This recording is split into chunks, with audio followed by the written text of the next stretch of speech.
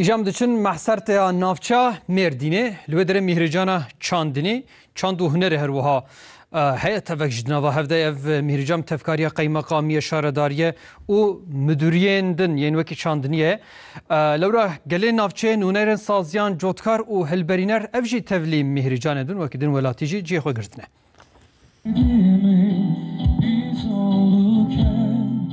Li mehserta navçeya Mêrdînê li taxa Alıçliyê Mîhrîcana Çandinî çand û hunerê hat li darxistin. Bi tevkariya qeymeqamî, şaredarî û müdûriyeta Çandiniyê Mîhrîcan hat birêxistin. Di destpêka Mîhrîcanê de protokola navçeyê hunermend û welatî hatin balhev. Potansiyela Çandiniyê dewlemendiya çandiya navçeyê li vê derê hat nîşandan.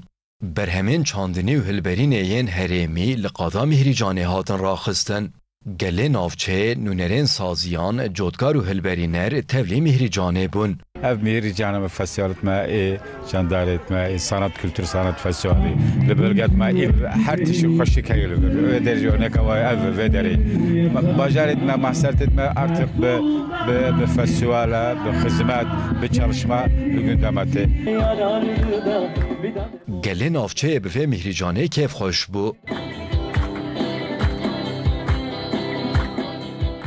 جوكي خوش شكرنا ولو فيستيفالك قلكي كيف خوشي دلي مرر حدك يعني أبايا يعني تشتكي قلكي باش ساعتها وان خوش فيستيفالات شيبول محسرتي ام بالقلكي بي كيف خوشن وكيف عم جفي شنايه وتشولي قلكي رتي بهنا عم بيدر تكفي وساعتها وقال لك خوش ومحدم كي تخوازن ما بين نجاولو جرايا كمينه ام في مهرجان دبين البيدكي وام قلتي كيف خوش نجبو في مهرجانا وجن قال لك تشتاني بو ام قلتي بي كيف خوش بو Hunermendan stran gotin û welatiyan govend gerandin.